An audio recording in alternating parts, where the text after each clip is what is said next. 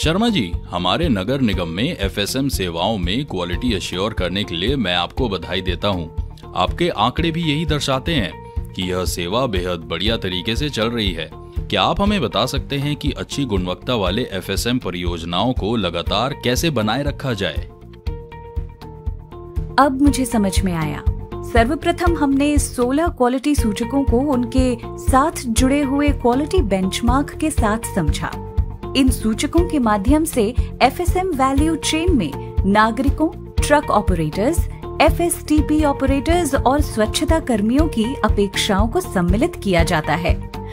दूसरा चरण क्या है शर्मा जी? ठीक है, हम दूसरे चरण के बारे में विस्तार से चर्चा करते हैं। क्वालिटी एश्योरेंस के लिए स्टैंडर्ड्स और स्पेसिफिकेशंस बेहद अहम है और इन्हें कई पहलुओं के लिए परिभाषित किया जाना चाहिए। एफएसएम के मामले में हम एफएसटीपी के लिए उपचार मानकों के साथ शुरू करते हैं। उपचार पश्चात निकलने वाले उत्पादों जैसे कि उपचारित ठोस, उपचारित गंदा पानी, थर्मल उपचार से होने वाला उत्सर्जन के लिए स्टैंडर्ड जरूरी हैं। उदाहरण के लिए उपचारित ठोस मानकों में 3 मुख्य पहलुओं को संबोधित करना है। पहला, पैथोजेंस को कम करना।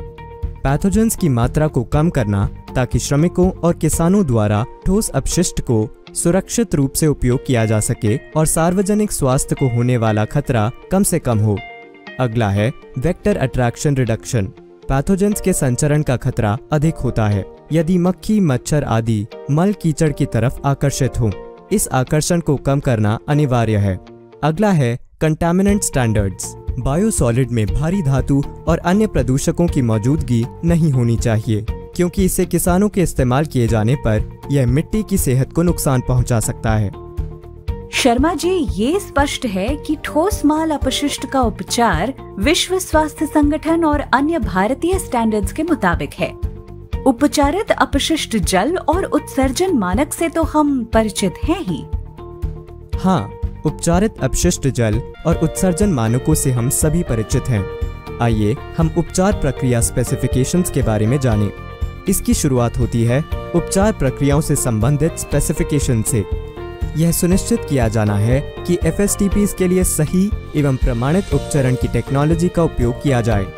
इन स्पेसिफिकेशंस का मुख्य उद्देश्य उपचार प्रक्रिया की पूर्णता सुनिश्चित करना है, जिसमें कुछ प्रमुख कदम शामिल हैं, जैसे स्क्रीनिंग। यह आने वाले मल कीचड़ से ठोस कचरे को निकालने और अलग करने की प्रक्रिया है। ठोस और तरल पृथक्करण यानी सेपरेशन। मल कीचड़ में से पानी को अलग कर ठोस और तरल प्रवाह की प्राप्ति। इसके बाद अलग किए गए तरल प्रवाह को एफ्लुएंट स्टैंडर्ड के मुताबिक उपचार किया जाता है। ठोस उपचार रोगाणुओं और VAR मानकों को पूरा करने के लिए समय के साथ अन्य तकनीकों को भी जोड़ा जाना चाहिए।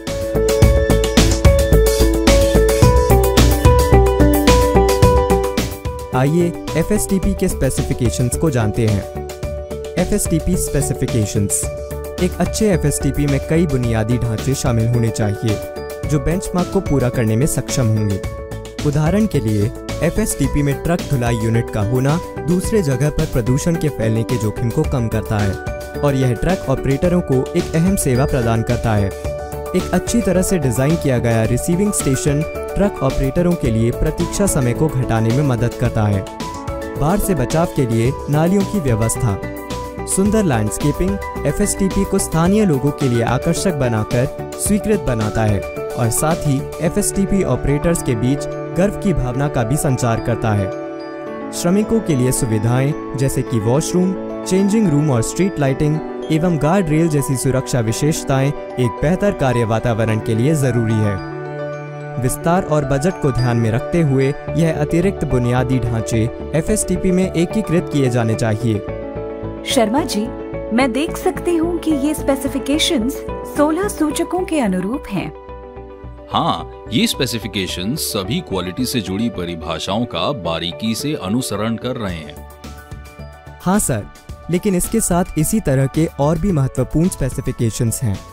इसमें तीसरा सेट सामग्री और निर्माण प्रक्रिया के बारे में है। हमारे ठेकेदार और इंजीनियर BIS और CPWD द्वारा निर्दिष्ट कोड से अच्छी तरह परिचित हैं। सभी निर्दिष्ट प्रक्रियाओं पर लागू होने वाले कोड्स को संकलित किया गया है। स्पेसिफिकेशंस का चौथा और अंतिम सेट मल कचरा खाली करने और परिवहन उपकरण स्पेसिफिकेशन से संबंधित है। इस स्पेसिफिकेशन का महत्वपूर्ण पहलू व्यक्तिगत सुरक्षा उपकरण जिसका उपयोग श्रमिकों द्वारा किया जाता है। पीपीई के कम इस्तेमाल और जागरूकता की कमी के कारण बहुत सारी मौतें हो रही हैं। इसलिए प्रत्येक सुरक्षा गियर के स्पेसिफिकेशंस के लिए व्यक्तिगत सुरक्षा के सभी पहलुओं का व्यवस्थित मूल्यांकन किया गया है। अंतिम लेकिन समान रूप से महत्वपूर्ण मल कचरा खाली करने वाले उपकरणों के सुरक्षा स्पेसिफिकेशंस और फिटनेस को सुनिश्चित करते हैं। उदाहरण के लिए प्रयुक्त वाहन को मोटर वाहन अधिनियम के नियमों के अनुरूप होना चाहिए, सक्शन 8 मीटर की गहराई पर प्रभावी होना चाहिए और इसे 30 मिनट के अंदर टैंक को भर देना चाहिए। ये सभी स्टैंडर्ड्स एंड स्पेसिफिकेशंस व्यापक हैं और एफएसएम के सभी पहलुओं को ध्यान में रखते हैं। इन स्टैंडर्ड्स और स्पेसिफिकेशंस के पालन से क्वालिटी सुनिश्चित की जा सकती है।